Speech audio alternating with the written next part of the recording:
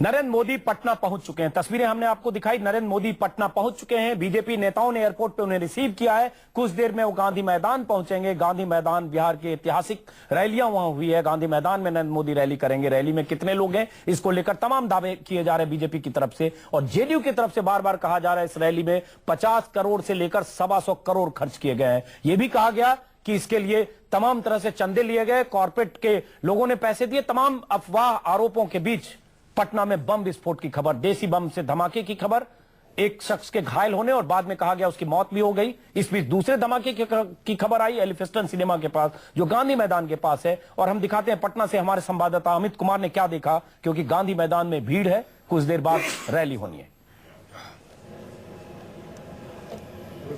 पहली बार नरेंद्र मोदी बिहार के मुख्यमंत्री नीतीश कुमार और जेडीयू सरकार के खिलाफ हुंकार भरेंगे। हम आपको एक नजारा दिखाना चाहेंगे बिहार के गांधी मैदान में, पटना के गांधी मैदान में। आप देख सकते हैं कि जबरदस्त भीड़ है यहाँ पर।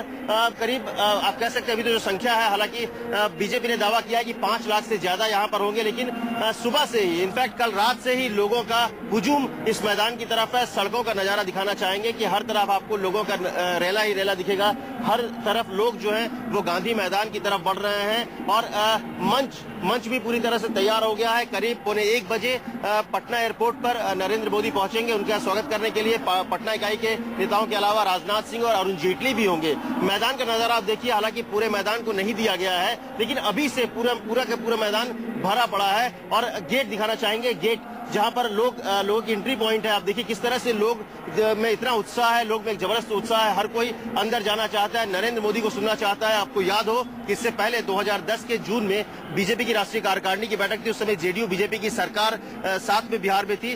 तब नरेंद्र मोदी यहाँ आए थे, लेकिन नीतीश कुमार ने उन्हें उनकी वजह से पूरी पार्टी को खाने पर नहीं बुलाया था। एक तलखी दोनों पार्टियों में थी, लेकिन अब दोनों अलग अलग हैं। एक तरह का शक्ति प्रदर्शन भी बीजेपी का यहाँ पर है, और मंच जो है आप कह सकते हैं ये पूरा तैयार है। लेकिन देखने वाली बात होगी कि क्या नरेंद्र मोदी जो अब तक के भाषण में शहजादे और सोनिया गांधी तक सीमित थे, कांग्रेस से सीमित थे, क्या पटना के गांधी मैदान से वो नीतीश कुमार के खिलाफ भी हुंकार भरेंगे, या सिर्फ कांग्रेस तक निशाना साध कर वो चुप बैठ जाएंगे?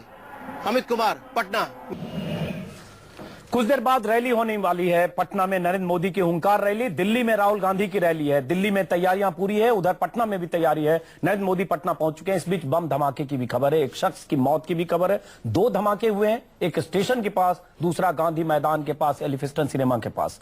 क्यों धमाके हुए? क्या पुलिस मुस्तैद नहीं थी? क्या सुरक्षा के इंतजाम पर्याप्त नहीं थे? या पुलिस इतनी लापरवाह थी कि बम धमाका करने वाला शख्स या बम लेकर प्लांट करने वाला शख्स बेफिक्र होकर अलग अलग जगह बम प्लांट कर रहा था? हम इस पर चर्चा करेंगे। हमारे साथ मौजूद है राजीव रंजन, जेडीयू नेता।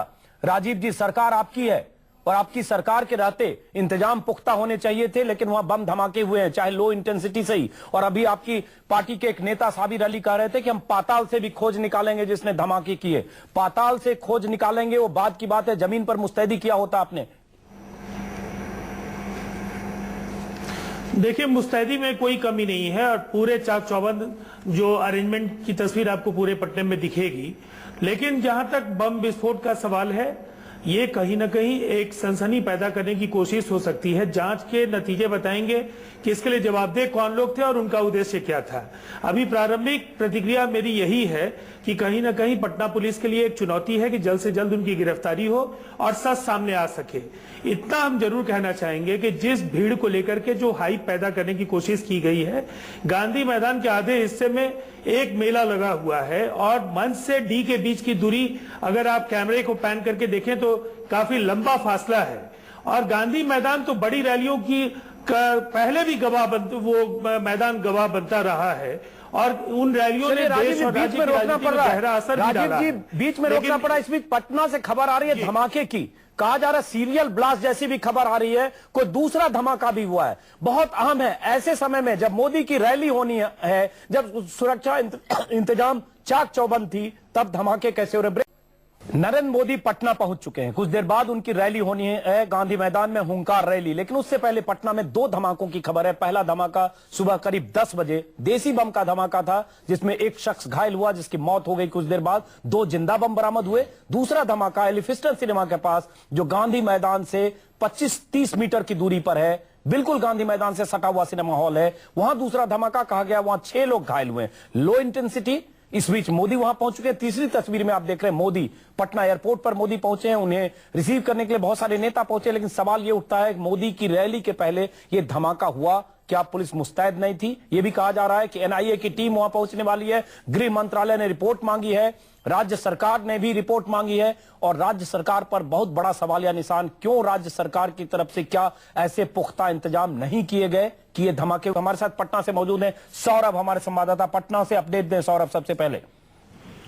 सर, मैं आपको बताना चाहूंगा, पहला धमाका पटना स्टेशन पर कर भी गया, प्लेटफॉर्म नंबर 10 पर हुआ था करीब 10 बजे। उसके बाद दूसरा धमाका एलिफेंटर सिनेमा हॉल के जस्ट पीछे में साइकिल स्टैंड है वहां पर हुआ है, जिसमें 6 लोग घायल हुए और अभी जो खबर आ रही है उसके अनुसार 6 लोगों को पीएमसीएच में भर्ती कराया गया, जिसमें 2 लोगों की मौत हो गई है। जी, अब ये दिलचस्प, ये कंफर्म है सौरभ, आप जो बता रहे हैं कि जो 6 लोग घायल हुए थे एलिफेंस्टन सिनेमा के पास, जो गांधी मैदान से बिल्कुल सटा हुआ है, आपने अभी बताया कि उसमें से 2 लोगों की मौत हो गई, ये खबर कंफर्म है, पुष्ट है? जी, पुलिस अभी हालांकि इस बात पर पुष्टि अपनी नहीं जता रही है, लेकिन जो अस्पताल के अधिकारी हैं उनका कहना है कि जो 6 लोग आए थे उसमें 2 लोगों की मौत हो चुकी है। जी, तो ये किस तरह का धमाका था, कहां बम प्लांट किया हुआ था, क्या कोई वहां जिंदा बम भी मिला है? जी, एलिफेंस्टन के पीछे में साइकिल स्टैंड है, वहीं पर बम धमाका हुआ था।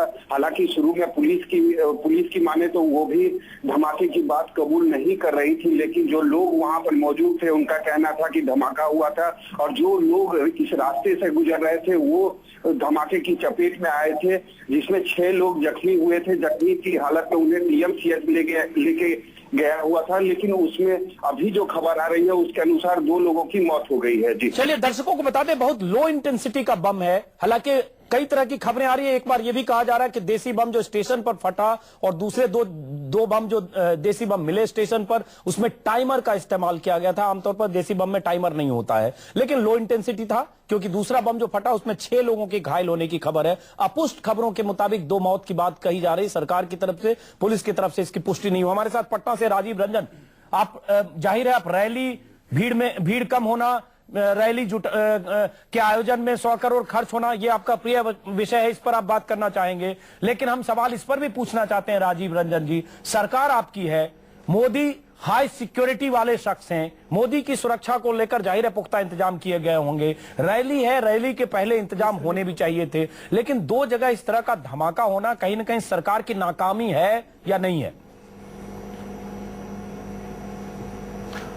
देखिए, मैंने आपको पहले भी कहा कि ये पटना पुलिस के लिए एक चुनौती है और जिन लोगों ने भी ऐसा किया, जिनके कारण एक सनसनी पैदा हुई है, वो पुलिस की जवाबदेही बनती है कि उनकी जल्द से जल्द गिरफ्तारी हो और उनके पीछे मकसद क्या है ये सामने आना चाहिए। लेकिन ये मैं जरूर कहना चाहूंगा कि इस रैली को लेकर के जो राज्यव्यापी इंतजाम किए गए, जिस तरह से यातायात और अन्य सवालों को लेकर के कई बार सवाल उठे, उन तमाम सवालों को निराधार राज्य सरकार ने साबित किया। निर्बाध गति से लोग जो जहां से चले वो आए, उल्टे रेल यात्रियों ने अपने तरीके से शिकायतें दर्ज कराई हैं। वो सब सही है सर, राजीव जी, वो सब सही है, वो सब सही है, वो सब सही है, लेकिन सवाल ये उठता है कि धमाके हुए, अगर दूसरे सूबे में होता तो आप कुछ और बोलते। आज आपकी सरकार में, आपके राज्य में धमाके हुए। अभी साबिर अली को सुना, उसमें भी जिस ढंग से इशारों में बातें कर रहे हैं, जैसे जो रैली के आयोजक हैं कहीं वो भी धमाके के पीछे शामिल हो, इस तरह की बात जिस ढंग से वो कर रहे हैं, इसमें भी राजनीति देखने की बजाय कभी अपनी नाकामी को भी कबूल करना चाहिए। आप क्या करें संबित पात्रा? मुझे बड़ा आश्चर्य हो रहा है, आपने बिल्कुल सही विषय भी उठाया। कहीं ना कहीं ये इंगित करने का कोशिश ये भी कर रहे हैं कि जो रैली के आयोजक है क्या वो धमाके कर सकते हैं। इस कदर वो अपने काम को छुपाने के लिए, अपने द्वारा हुई गलती को छुपाने के लिए इतने लोग गिर सकते हैं, इतने निचले स्तर तक आ सकते हैं, ये मुझे विश्वास भी नहीं हो रहा है। बड़ा आश्चर्य का विषय है कि 3 लोगों की मौत अपुष्ट खबर है, मगर ये बहुत ही आश्चर्य का विषय है कि इस प्रकार का षड्यंत्र करके आप नरेंद्र मोदी को मैंने सुना है जी, नहीं, संबित जी, साबिर अली को मैंने सुना है और उन्होंने ऐसा कुछ नहीं कहा है कि किसी राजनीतिक दल पर उन्होंने कोई आरोप लगाया। उन्होंने ये कहा है कि इसके लिए जो जवाबदेह लोग होंगे, अगर पाताल में भी होंगे तो उनको ढूंढ करके निकाला जाएगा। आप एक सनसनी जो पैदा करने वाले लोगों ने जो कोशिश की है, उसको दोबारा सनसनी फिर से आप बनाने की कोशिश नहीं कीजिए। स्टूडियो में सुर्खियों में बने रहने के लिए और अफवाहों के जरिए अगर आप राजनीति करना चाहते हैं तो रैलियां हो जाएंगी, लेकिन भी तस्वीर को बदलने का जो मादा है ना, वो गांधी मैदान में एक रैली राजेंद्र, जो मॉडल देखिए यही विषय है कि आज